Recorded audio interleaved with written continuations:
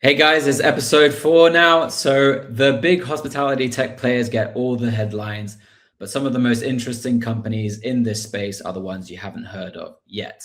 So this is the next ones. It's a new series on short conversations with the founders building what's coming next in hotel tech. And today I'm with the founder Douglas Solberg and CEO of Zaplar. So let's get into it. I'm going to get him onto the stage. How you doing, Douglas? Hi, Edward. Great. Thank you. Thank you so much for having me. Awesome, man. Great to be here. So, first question is what is Zaplar and what problem are you solving? So, Zaplar is an agentic operating system for hotels.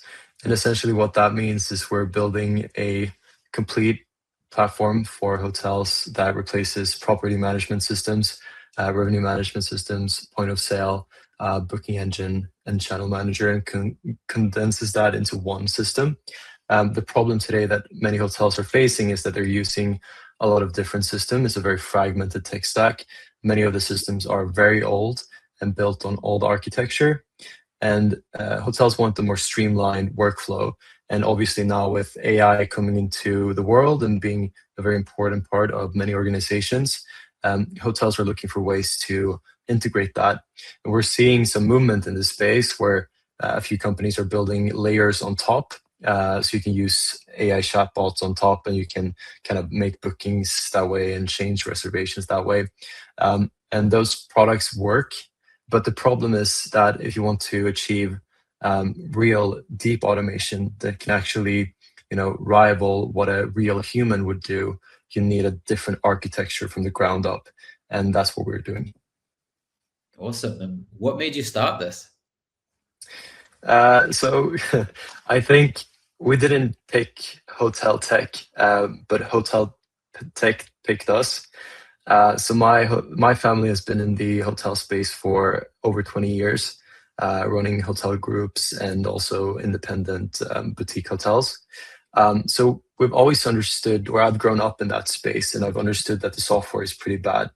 Then last year, I was tasked with finding like our next software because we were doing a revamp of the portfolio, and I had demos with all the big players.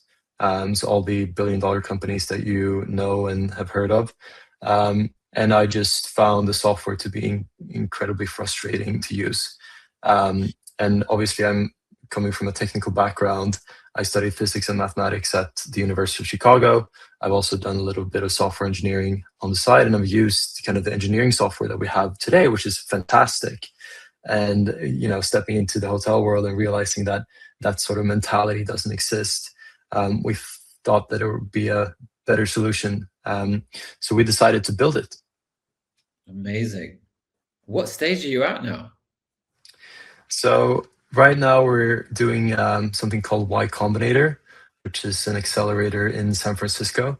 And we are in the middle of the batch. So it's basically 12 weeks where you work really, really, really, really hard, and you talk to investors and build product and sell to customers. So we raised our pre-seed together with Y Combinator and a few angels from Stockholm. And we are in a growth phase now. We're onboarding a lot of customers. We've finally reached a point where when we show the product, people are incredibly excited, which is fun. Like you never see someone who's excited about hotel tech. That doesn't happen. Hotel tech is the most unsexy thing you can imagine. But I think when we do it, we can present it in a way, and we are so, we love this problem. We love the problem, and we think we are solving it in the best way possible. I believe strongly that we have the best product on the market. It's a 10x product to anything out there, even the more modern solutions. And actually, it's a pretty funny story because we've been kind of struggling to reach the point where we feel like our vision is, clearly communicated when we show the product and let people use the product. And 2 weeks ago, that just switched, and I have had 6 demos in a row now, just these past few days, where the hotel owners and managers have been like, "Holy shit, this is amazing, guys! this is actually the best product I've ever seen, and I've Wow. had so many software demos. Then we are early, of course, and there are a lot of things that goes into replacing the entire tech stack, which is what we're doing. So we're going against your Oracle Opera, your Muse, your Cloudbeds, and it's business critical infrastructure.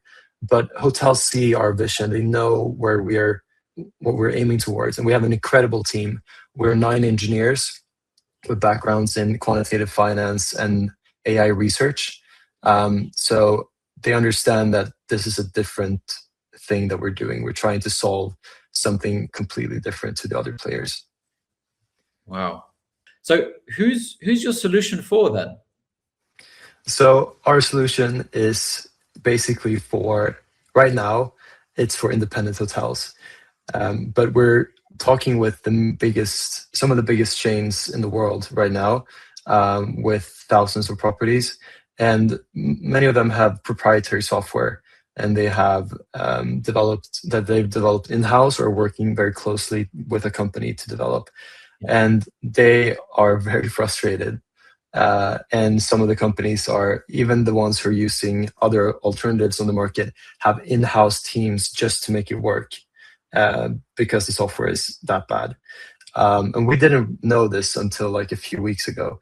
But so our strategy right now is targeting independent hotels that have full decision over which software they use. And that's the customers that we're onboarding right now, and also in smaller groups. Typically, hotels with 25 plus rooms are kind of our ICP. But the chains are ultimately what we're going for. Naturally, yeah, makes Yeah. sense.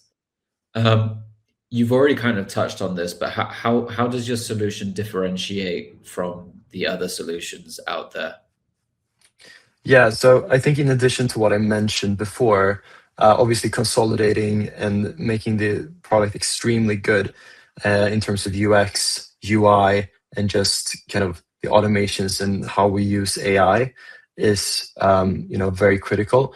But we are kind of, the approach we're taking is, in terms of the architecture, is, first of all, if you have a vertically integrated system, the more vertically integrated the system is, the easier it is to handle the context for the AI. And the more context you can ingest into the system, the better it will be able to handle things on its own and reason about things. So one of the key findings or key learnings for us was realizing that hotels is actually a lot about understanding the property. It's about understanding how spaces connect and the relationships between them. So for instance, in a hotel, you might have your spa, you might have your conference rooms, you might have your hotel rooms, your lobby, the bar, the restaurant. And what a really good hotelier can do is that they can reason about these things. They understand that, hey, I have this amazing event coming in. It's a great booking. It will make us a ton of money, but I need to figure out where I should put them because it's a large party, and they need to be in these sort of rooms. And I might need to even, split a room for this booking. So you need sort of awareness of the physical space. And today that's basically impossible for agents. So what we've done is we've actually used, it's built on, we have incredible engineers, like really, really impressive. I'm the CEO, so I'm in the product, but the engineering is all credit to the engineering team.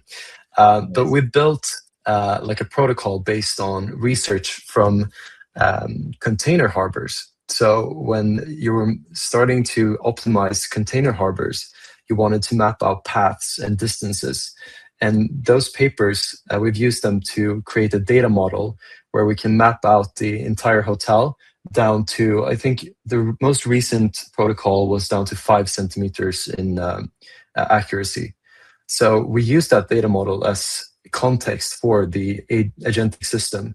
So when the system takes action, it's actually capable of reasoning about physical space, which is really cool. So an example to kind of illustrate why this is important. Let's say that a kitchen breaks down. and this is something that happens. So a kitchen breaks down. You have two kitchens in the hotel, but you have five conferences going on. You have a wedding, and you have your regular hotel guests staying at the hotel. This requires a lot of hands-on, typically. So you would have to contact your external vendors for coming in. Let's say like an artist or AV are coming in, then you would have to reschedule all the conferences. You would have to move around guests to make sure that the restaurant is available, and that the kitchen can actually supply all of these guests. And that's impossible if you can't get that context. So we're trying to do end-to-end automation, and that is one critical part of it. Wow. I've never heard of any other, let's call it PMS company doing that. That's pretty cool. Yeah. What's your latest biggest win? I can't share too much about it just yet, but I will say that in a few months, I think it'll be very like people will know about us. You're keeping us on our toes. It's good. And what would you say is your biggest challenge right now? The biggest challenge by far is, first of all, on the engineering side, we're always trying to push the boundaries of everything. And we have the mindset that we can do everything better than everyone else. And the problem is you have to prioritize things. So we're trying to prioritize the features that are most important to us and that we believe push the boundaries the most. And also balancing that with customer feedback, because obviously our product is not perfect and we have to make it better based on what the users are saying. So that is one thing, kind of managing that. Then the other part is getting into the chains. These are long sales cycles. And as I mentioned previously, business critical infrastructure that we're replacing, and kind of building that trust is going to take time. Yeah, absolutely. What would you say you're focused on right now, and what's next for you? Right now, it's all about product. Product. We believe we have the best product today, but we believe it can be so much better. And the competition is incredibly, they are huge companies, have a ton of backing, a ton of money, but they're not innovating.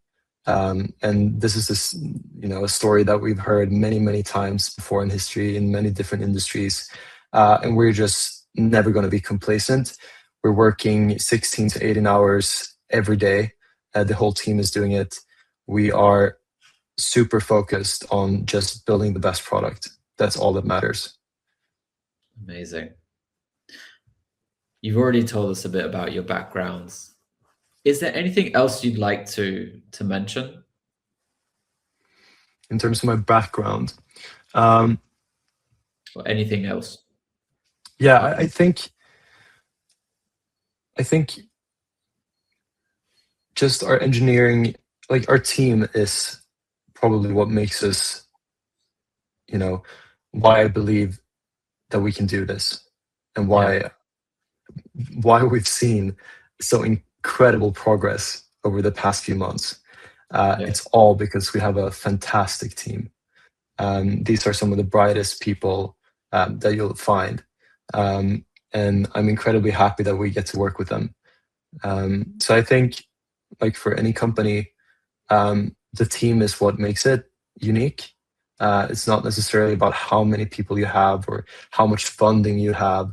That doesn't matter. It's all about who you're working with, how you are as a team, what's your culture. So I think that's kind of one of the core things that we have as a company, that we really work hard, and we are really focused on the engineering side.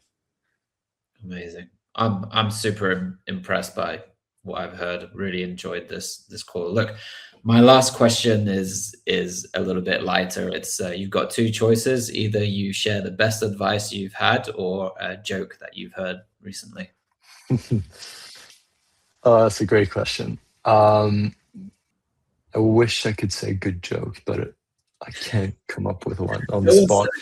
But I will say the best advice I received recently, maybe not in my life, but recently. I spoke to Max Junestrand yesterday, the founder of Legora. So we had a private conversation, and one of the things that he talked about was, he's in the legal tech space. Ligora is a big company. They're on track to become the biggest legal tech company in the world. They've done a fantastic journey. And Max said that one of the most important things that they did as a company was not focusing on what the competition was doing. He said you should be like a pro swimmer.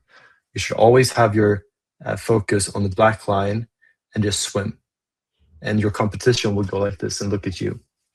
And that's what we're trying to do. We've always focused on just doing our thing, and competitors will do their things.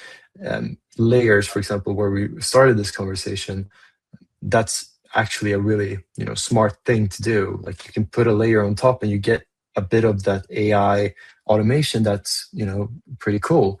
But where's the future going? Where will we be in 5-10 years from now? I don't think a layer will be that answer. So just stay on the black line and swim. That's awesome advice, man, and that's something that I do on my side as well. There's no point in looking on the side; just innovate, and it's better to be looked at than the person who's eavesdropping. So awesome! Exactly. Thank you so much, Douglas. Look, thank you so much for your time. I'm super inspired, and I'm actually really excited to find out what this big win is going to be soon. So yeah, good luck with that. Thank you so much for your time. Thank you so much, Eduardo. Edward, thank you. Take care. And that's it, guys. Let me know what you thought. Let me know if that's the right questions that I'm asking, if you want longer or shorter interviews. But yeah, that was super inspiring. Thanks a lot, guys, for taking part. Cheers.